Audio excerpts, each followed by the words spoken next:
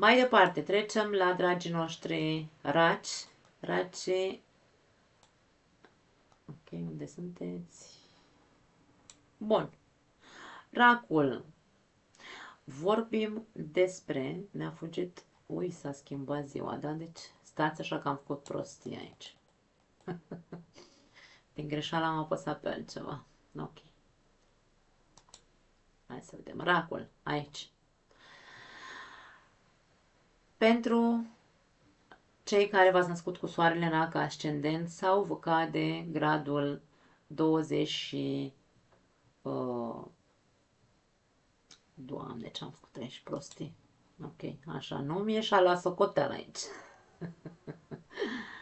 Dați, dragii mei, că chiar am făcut prostii eu.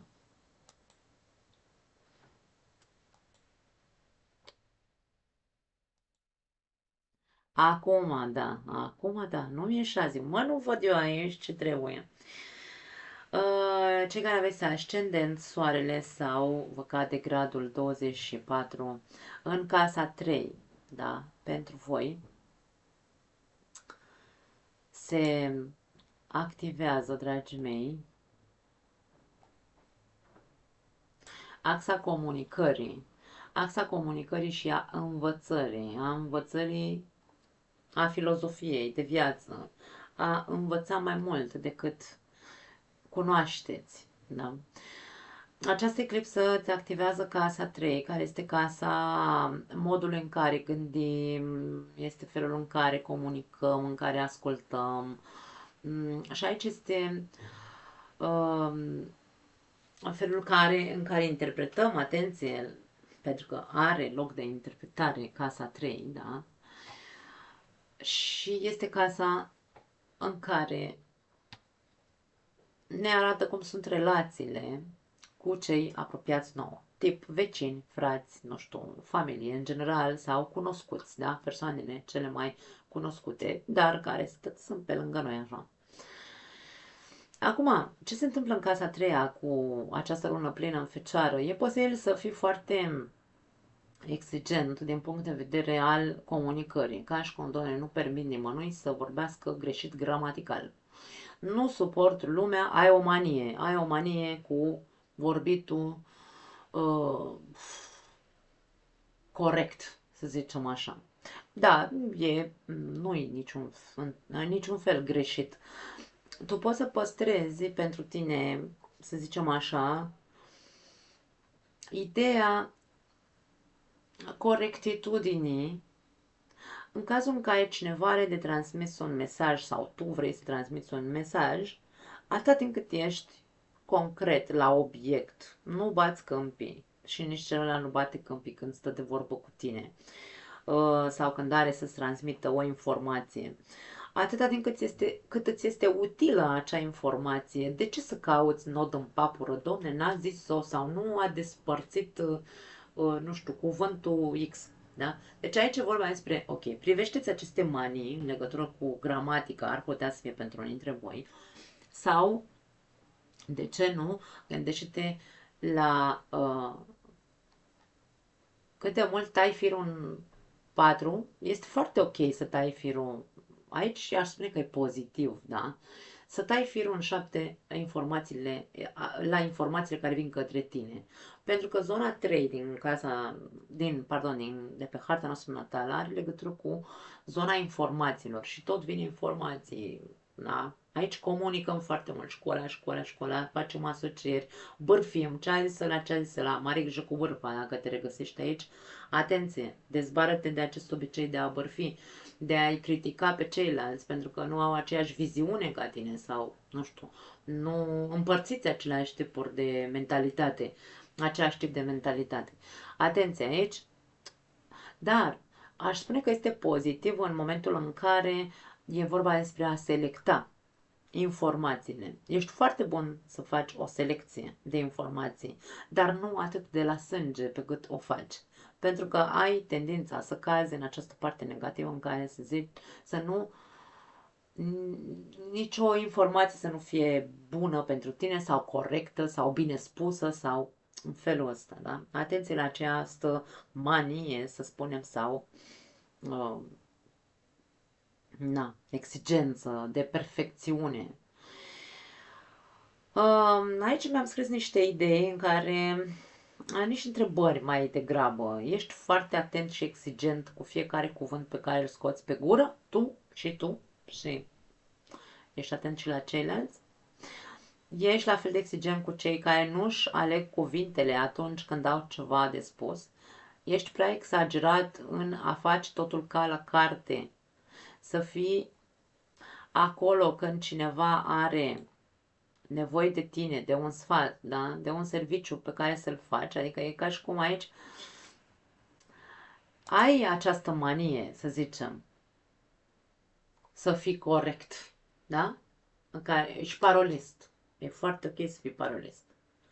Și să fii alături de persoanele care au nevoie de tine, că e un sfat, că au nevoie de orice altceva la tine, tu ești prezent tot timpul. Însă, cât de bine să faci acest lucru, pentru că după aia tu poți să ajungi să te simți o victimă și poți să începi să vorbești urât despre persoanele care le-ai ajutat. Da? Atenție! Aici este unde trebuie să pui lumina și să vezi, adică aici se activează această casă în care trebuie să vezi anumite lucruri că nu sunt ok, nu sunt bine făcute, nu-ți fac bine, te îmbolnăvesc aici într-un fel sau altul, da? Îți îmbolnăvezi relațiile cu cei din jurul tău. Nu mai fi tu cel care se duce și îi bate în ușă vecinului să-l întrebe, domne, ai nevoie de zahăr? Nu, lasă omul în pace. Tu vezi de tine, vezi de sănătatea ta mentală. Aici vorbim despre sănătate mentală, este o zonă mentală, casa 3, da?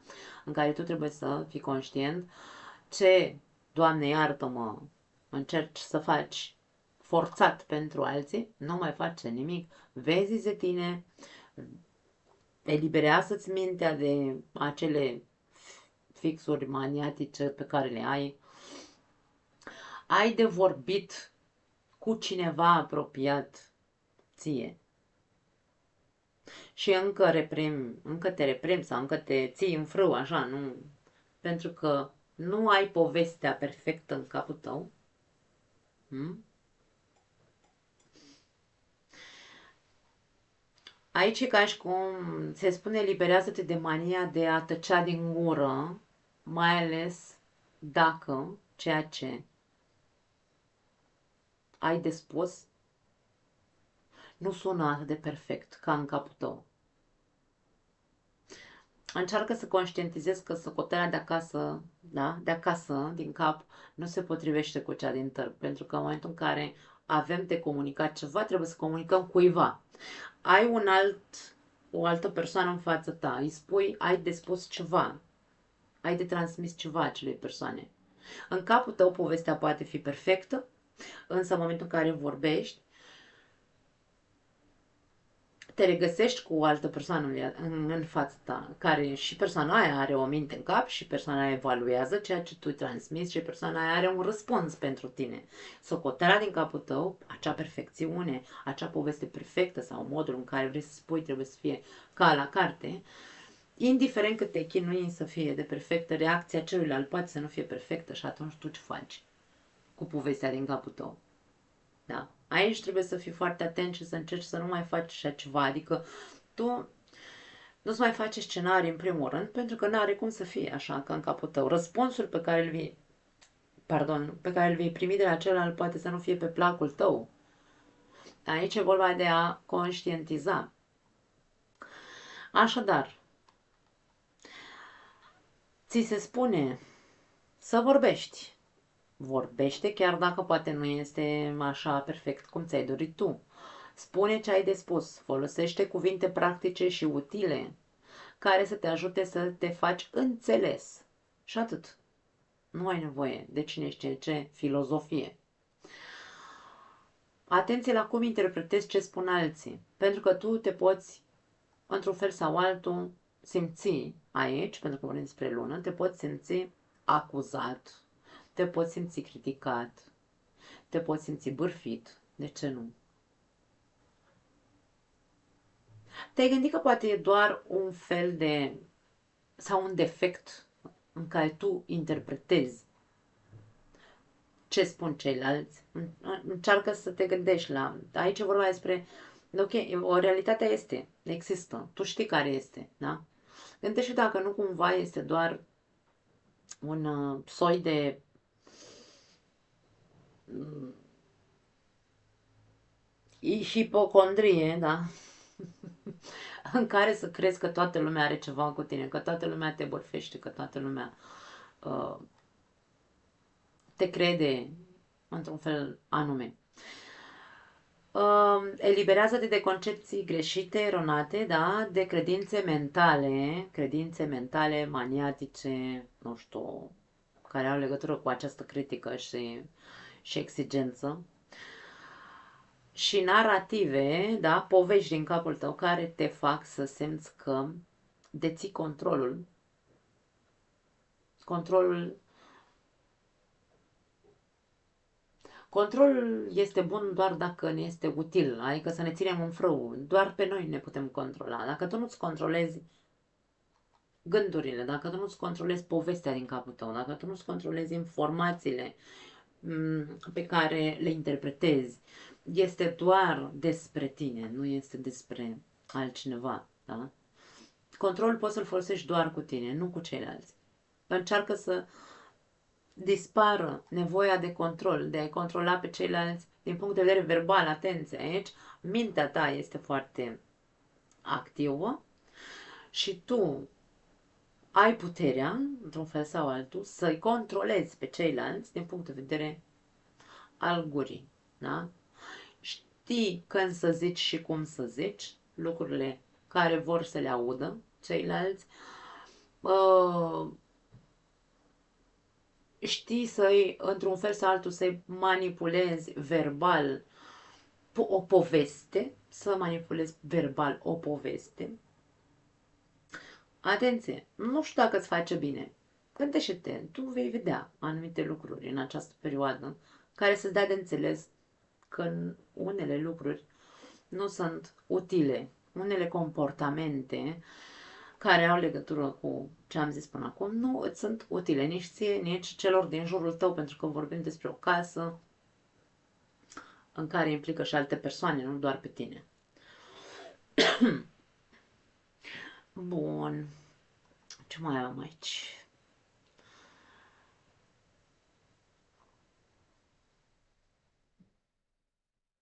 Soarele din pești aici, în conjuncție cu Saturn, se află în casa ta nouă. Casa nouă, într-un fel sau altul, această conjuncție, să zicem așa, te îndeamnă să-ți îndrepți atenția către a privi întregul tablou. Casa nouă este casa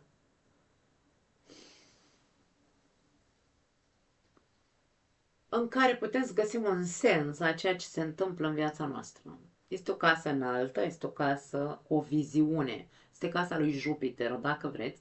Și Jupiter pune lupa. E casa lupei. Și aici, în casa lupei, tu ai acest stelium, după cum am spus mai devreme, da? Această adunătură de planete. Ți se spune că trebuie să-ți asumi responsabilitatea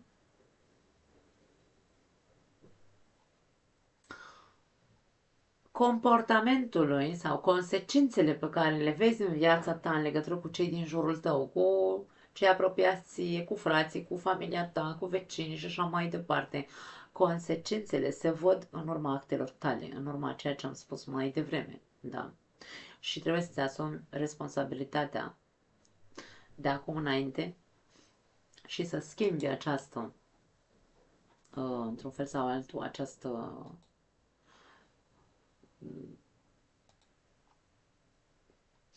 manie, că nu mai meșa cuvântul, da? Și e momentul să începi să înveți de la alte persoane. Casa nouă, într-un fel sau altul, are legătură, casa nouă are legătură cu filozofia de viață sau cu alte culturi, dar aici vorbim despre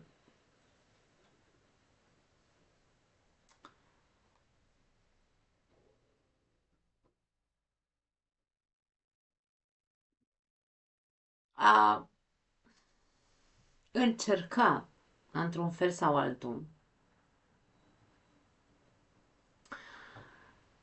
să-ți mărești orizonturile mentale, că aici vorbim despre o axă mentală, da? De învățare, axa de învățare, da?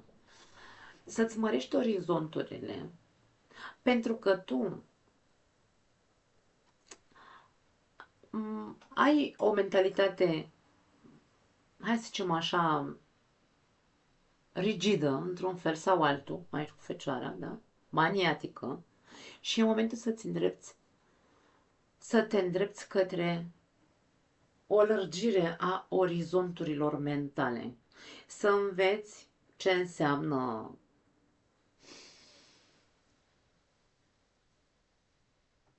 hai să zicem așa, să fii mai, nu neapărat vorbim aici să fii mai sensibil, pentru că racii deja au o sensibilitate în ei, se nasc cu o sensibilitate, dar aici vorbim despre alte aspecte. Sensibilitate mentală, pentru că asta îți lipsește. Să fii empatic mental.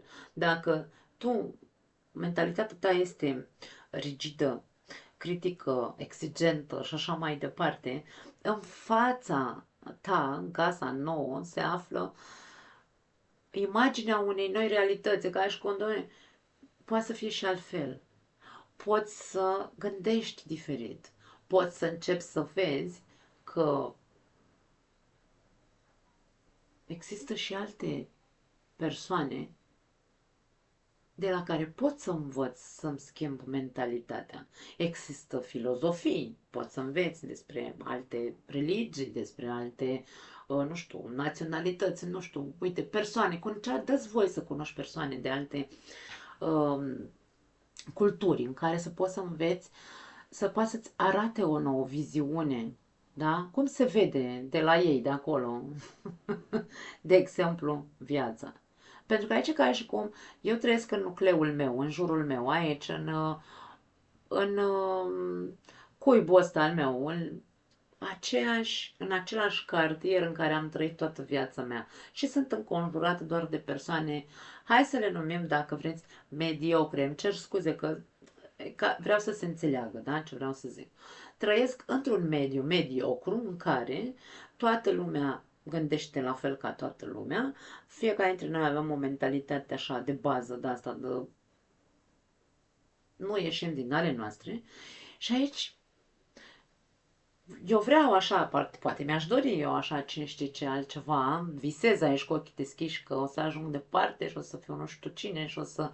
Eu cunosc multe lucruri și, nu știu, poate știi, poate cunoști multe lucruri, dar aici vorba despre, ok, dacă tu ești din mediul tău, așa, și te deschizi către a învăța de la ceilalți, de a învăța din alte culturi, de a face cursuri, de ce nu? Cursuri care să te ajute să crești din punct de vedere mental, să se facă capul uite atât de mare. Da? Când îți dai voie, în viața ta încep să se întâmple multe schimbări. Da? Vei putea vedea lumea cu alți ochi, vei vedea că toate maniile mentale pe care le-ai avut, ok, renunț la ele. Acum am o altă viziune de viață. Îmi formez propria filozofie de viață. Este casa nouă este casa în care ne formăm propria filozofie de viață. Nu ne-o impune cineva.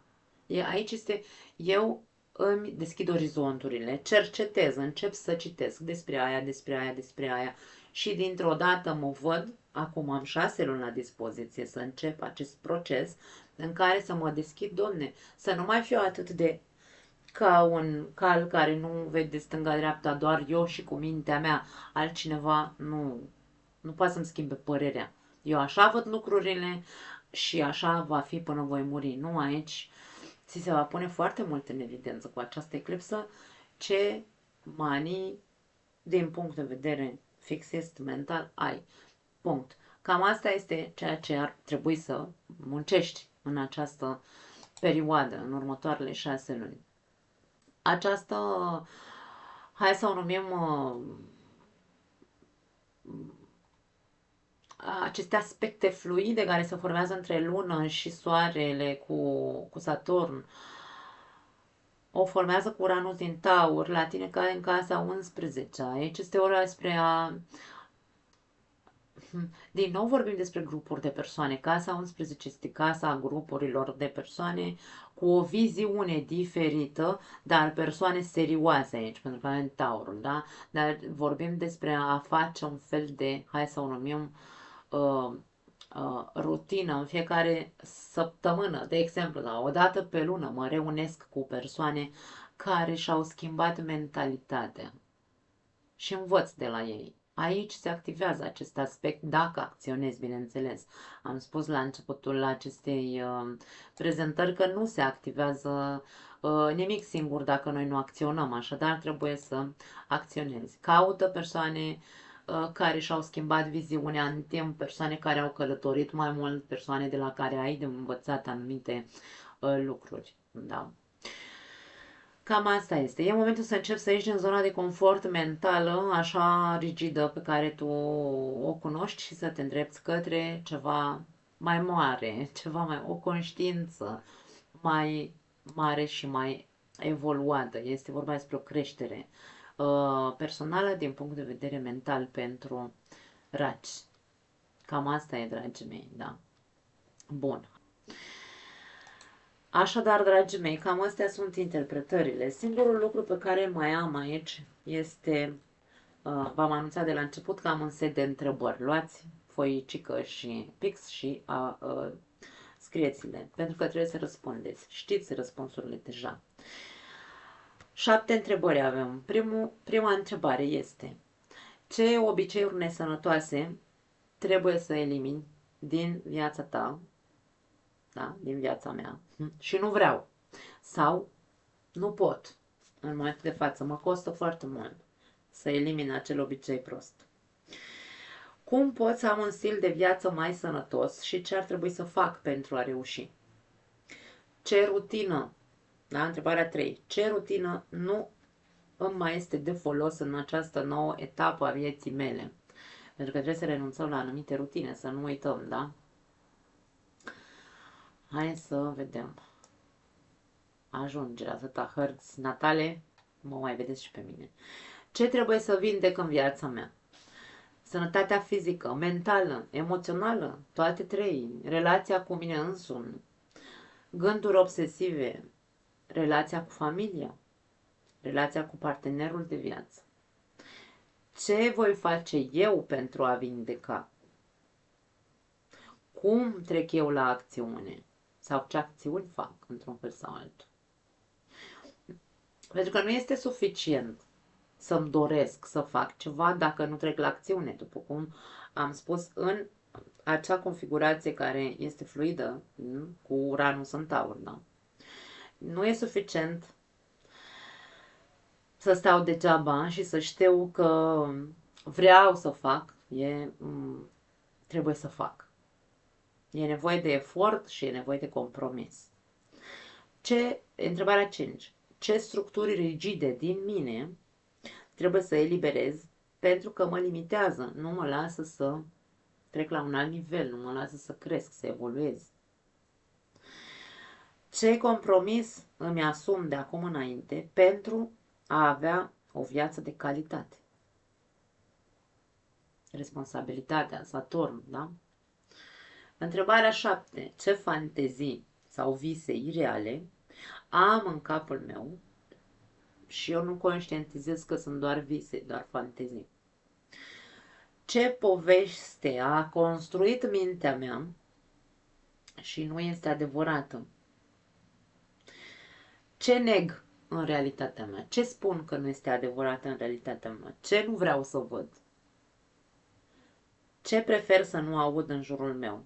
Ce nu vreau să recunosc că nu e adevărat? După cum am zis, acea cauză și efect. Dacă în viața ta se întâmplă în momentul de față niște lucruri, sunt actele fiecăruia dintre noi, au consecințe, după cum am spus. Așadar, dragii mei, Nu mai am altceva. Wow, am făcut aici o grămadă de ore, am vorbit. Vă doresc eclipsă ușoară și plăcută și spor la muncă, pentru că ne ajută să fim din ce în ce mai buni. Vă pup! Ne vedem data viitoare și aștept comentariile voastre sau dubiile dacă le aveți. Ciao!